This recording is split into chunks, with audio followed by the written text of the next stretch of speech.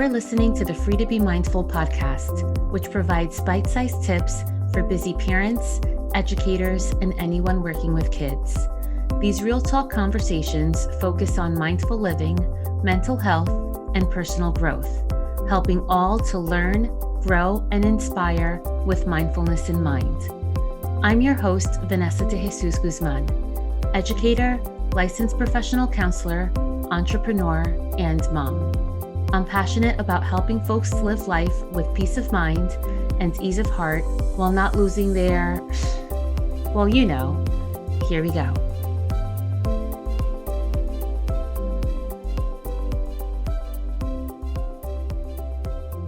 Have you ever tried to practice meditation but have no idea if it's working or even if you're doing it right?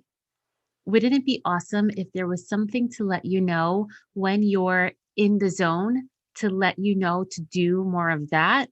Well, there is something that does exactly that. It's called Muse. Muse is a brain sensing headband that helps you find more calm, sharper focus, and better sleep. It does this by measuring your brain waves and lets you know exactly when you're in a meditative state. It's an awesome tool for kids and for adults alike. You can get 15% off any Muse product by clicking the link in the show notes below. Check them out at choosemuse.com. And again, don't forget to use that link for 15% discount at checkout. Hi, and welcome back to the Free to Be Mindful podcast. I hope that you're feeling good, looking good, and doing better in this world than you were yesterday. So, my friends, guess what? If you're an iPhone user, or if you listen to podcasts on iTunes or whatever that app is on the iPhone or on the iPad, you no longer subscribe to podcasts, you actually follow podcasts, which is interesting, just like how you would follow someone on social media. So if you listen to podcasts on there, make sure that you follow me, now we say, instead of subscribe. However, if you listen to podcasts on anything else, Stitcher, iHeartRadio, Spotify, Pandora, Alexa, Google, anything, it's still subscribe, I believe. So I greatly appreciate if that is the way that you found me. And if it is, I would even more appreciate if you took a second right after this short episode and left me a review. It would really be beneficial, not only for me to know exactly what you appreciate and what you like about the podcast, but it would also be helpful for those who have not yet found the podcast and look up reviews before they listen in so they could know if this is meant for them. So thank you in advance for taking the time out to do that. And when you do, I shout you out on the podcast. So thank you now for what you're going to do later. So the school year has already started. I think across the nation, all kids are in schools and all educators are in schools. And I wanted to share a question that one of the kiddos that I work with actually asked me right before school started. So this kiddo asked, what is your number one piece of advice for starting school? And my number one piece of advice, not only for starting school, but also for starting a new job, for how to do things when things feel hard, for trying something brand new, whether it is a hobby, a new doctor's office, going to a new organization, anything new in your life, my number one piece of advice is having confidence within yourself. And yes, it sounds super easy. And I think really we make it be this insurmountable type of thing when it is a little easy. However, we need to make sure that we know the exact steps on how to feel more confident. And oftentimes we've heard the phrase, fake it till you make it. And what I tell a lot of the kids and adults that I work with, it's not quite faking it, but it's really psyching your brain out so that you start speaking confidently and acting confidently and walking confidently so that your brain will eventually catch up. So I have a couple of tips for you on how it could help you, and then in turn your child or the kids that you work with, on how to become more confident in life. But first, why is this even so important? Our brains are set up and have the experience of looking out for negative things first. And it doesn't all mean that we're Debbie Downers, but what that means is that we are used to looking out for danger because it's really like survival of the fittest. So think caveman days. If we didn't look out for those lions and tigers and bears or whatever have you, then we would not have survived. And throughout life, it's also the same. So, being that our brains are always looking for the negative first, we kind of have to prime it to shift to look for the positive. But we also have to work on the way that we show up in life. Because if we look for positives, awesome. But if we don't feel positive within ourselves, then there is a dissonance there that doesn't quite work together to help us go in the direction which we want to go in. And that is, in this case, being more confident. So, when our brains finally catch up with how we're showing up in the world, we have the courage to really overcome things that are sometimes hard. And when we really think about it, everything at one point or another was unknown. All of the events that we go through, everything that we now have overcome was at one point unknown or at one point challenging. At one point, we thought, oh, I can't do that, or I haven't done that yet. And in order to try something new, that's where the confidence and the courage comes in so that we can try something new and more often than not, surprise ourselves in what we're trying. And this works in the face of adversity. This also works in the face of anxiety. So sometimes it is nerve wracking to try new things, but when we do, we can prove to ourselves that we indeed can overcome some things that at one point we saw challenging. Maybe we'll continue to see them as so, or maybe our mindset will shift and we'll think it's not as hard as I thought it would be. And these are conversations that we want to have with our kids when they're entering a new year in school or a new level of school, whether it be kindergarten, middle school, high school, college.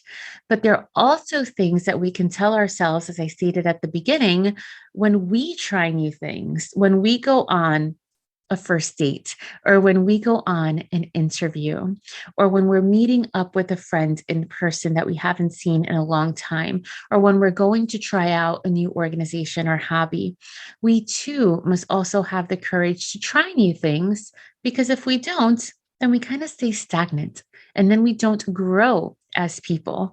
And of course, my personal motto is to learn, then to grow, and then to use everything that you've acquired in the learning and growing stages to inspire others. So, here we go with some tips to boost confidence within ourselves. And again, not only for kids, but also for yourselves. So I'm really big on positive self-talk.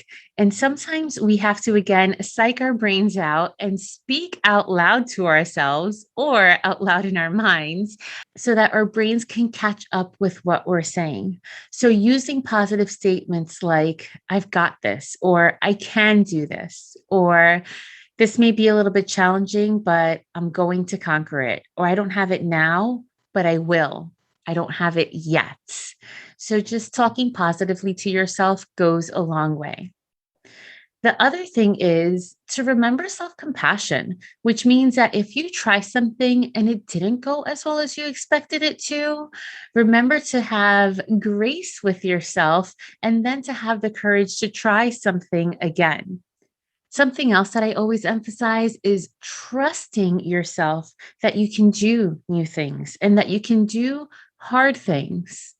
We all have an inner intuition that kind of speaks some worries and fears to us sometimes, but that also tells us, you know what? Yeah, this is scary. This is new. This can be anxiety provoking, but you've got this. Just give it a try. And when we listen to that part of the shoulder, we can see that we can conquer new things. We also want to remember all of the things that have gone well up to this point, all of the things that we have conquered up to this point. So we want to remind ourselves of moments that we have been proud of ourselves, of things that we have already done, so that we can remind ourselves that we do have the ability and the courage to try something new. And after we work on the mindset, sometimes working on our bodies also help in feeling more confident. So the first is as simple as having good posture. We give off completely different vibes to the outside world when we are standing up nice and tall versus when we are slumped over. The vibes are completely different. And again, we want to do things and think things so that our brains will catch up with us. So the more that we look more confident or look the part, the more that we will eventually be the part. And sometimes, yes, that can be scary. So, reminding ourselves of mindful breathing techniques can really work on slowing down our heart rate and staying more calm so that we can stay present in our physical bodies and in ourselves emotionally so that we have the courage to try new things and to feel more confident. Another tip that you can do when working with your body is a power pose. So think your legs spread apart slightly, your hands on your hips can really give a more powerful vibe than again, your shoulders slumped over and turning more inward.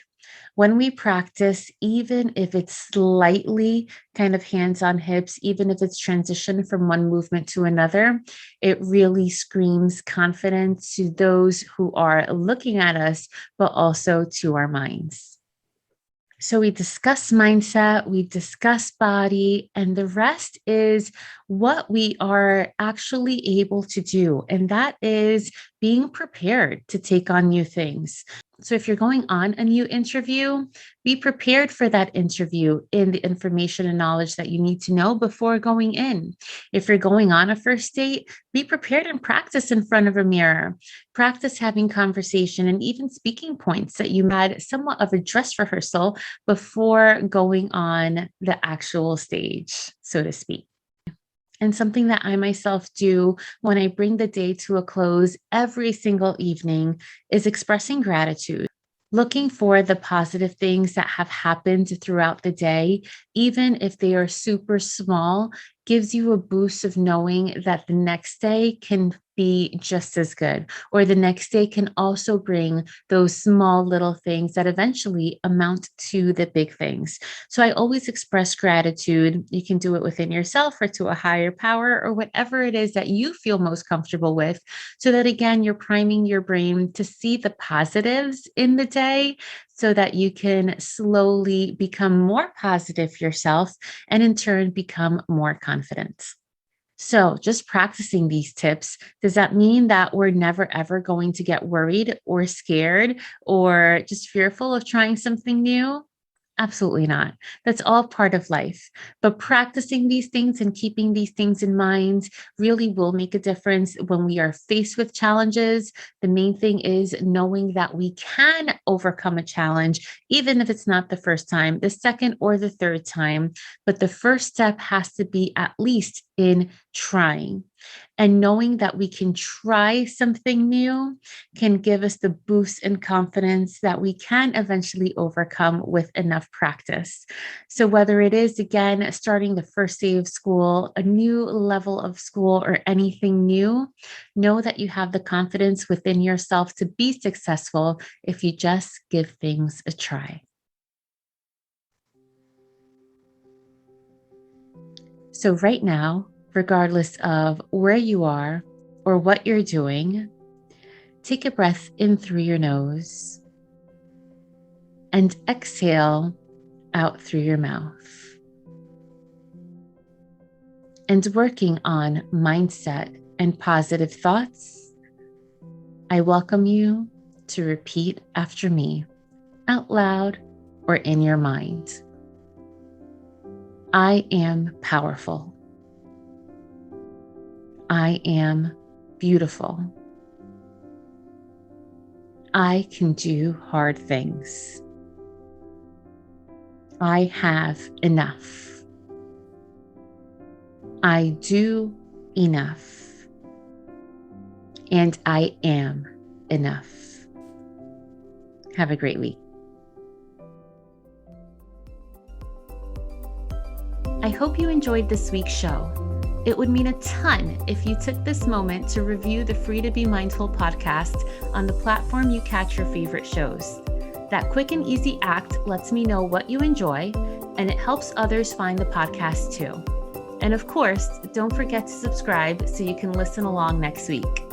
In the meantime, I welcome you to catch me on social media at Counselor V de Jesus.